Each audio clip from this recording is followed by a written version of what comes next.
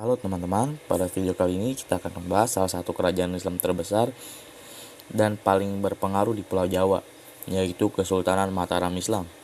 Kerajaan ini bukan hanya terkenal karena wilayahnya yang luas, tetapi juga karena perannya dalam melawan VOC Belanda, serta berpengaruh dalam bidang budaya, sosial, dan pemerintahan di Jawa. Dalam video ini, kita akan membahas 1. Sejarah awal berdirinya Kesultanan Mataram Islam. 2. Kondisi sosial dan politiknya. 3. Masa kejayaan. 4. Masa kemunduran hingga perpecahan kerajaan. Yuk kita mulai pembahasannya.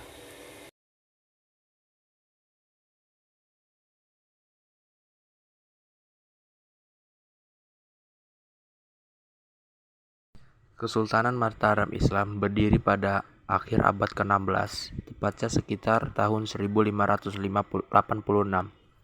Pusat pemerintahannya berada di wilayah Kota Gede, yang sekarang termasuk daerah Yogyakarta.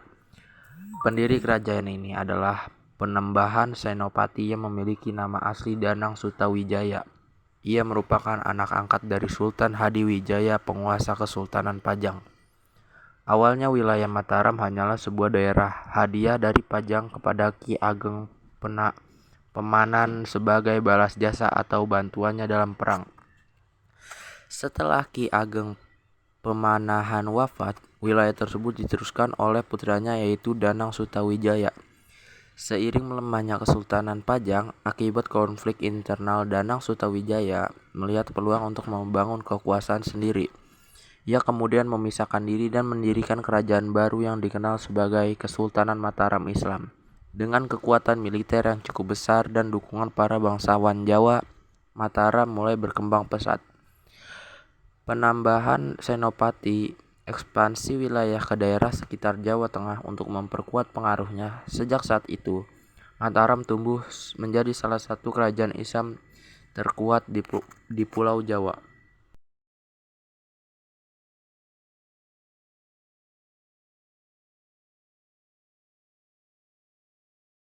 Kondisi sosial dan politik Kesultanan Mataram Islam. Masyarakat Mataram Islam mayoritas beragama Islam. Namun, pelaksanaan ajaran Islam di Mataram tetap berpadu dengan budaya dan tradisi Jawa yang sudah ada sejak masa Hindu-Buddha. Perpaduan ini melahirkan budaya khas Jawa Islam yang terlihat dalam upacara adat, kesenian, sistem kepercayaan, hingga tata krama masyarakat. Sebagian besar rakyat bekerja sebagai petani karena wilayah Mataram terkenal sangat subur. Sistem pertanian menjadi tulang punggung perekonomian kerajaan. Dalam kehidupan sosial, raja dianggap sebagai pemimpin yang memiliki kekuasaan politik sekaligus memiliki nilai spiritual. Raja dihormati sebagai pemimpin yang dianggap memiliki wahyu atau legitimasi ilahi.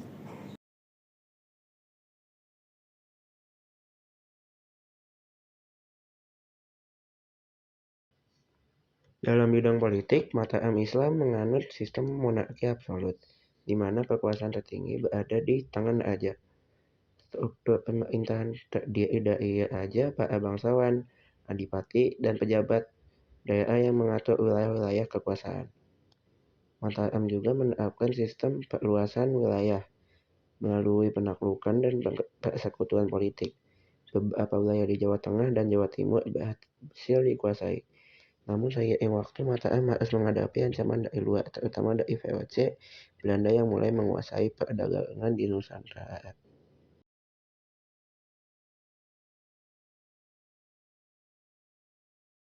Masa kejayaan Mataram Islam terjadi pada masa pemerintahan Sultan Agung yang berkuasa dari tahun 1613 hingga 1645. Di bawah kepemimpinannya, wilayah Mataram hampir mencakup seluruh Pulau Jawa kecuali Batavia yang dikuasai VOC.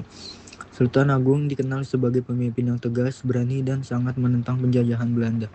Ia bahkan 2 kali menyerang Batavia pada tahun 1628 dan 1629 untuk mengusir VOC. Meskipun serangan tersebut belum berhasil.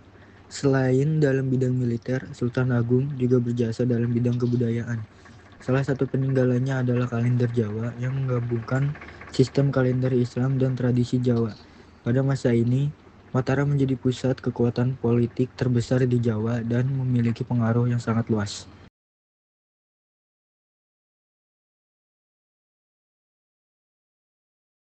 Setelah wafatnya Sultan Agung, Kesultanan Mataram mulai mengalami kemunduran.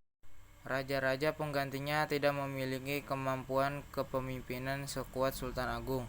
Konflik internal seperti perebutan tahta semakin sering terjadi.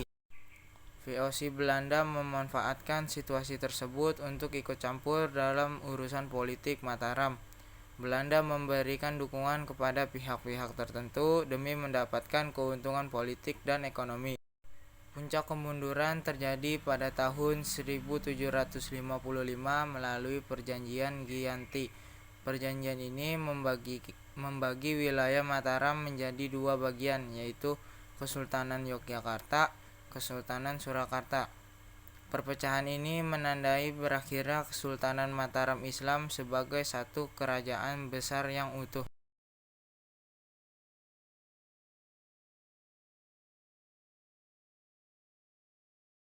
Kesultanan Mataram Islam merupakan salah satu kerajaan Islam terbesar di Nusantara yang memiliki pengaruh besar dalam sejarah politik dan budaya Jawa. Kerajaan ini berkembang dari wilayah kecil menjadi kekuatan besar di Pulau Jawa, capai puncak kejayaan pada masa Sultan Agung, dan akhirnya mencapai kemunduran akibat konflik internal serta campur tangan VOC. Meskipun telah terpecah, warisan budaya dan sejarah Mataram Islam masih bisa kita lihat hingga sekarang, terutama di Yogyakarta dan Surakarta. Sekian pembahasan dari kami, semoga video ini bermanfaat dan menambah wawasan tentang sejarah Indonesia. Terima kasih sudah menonton.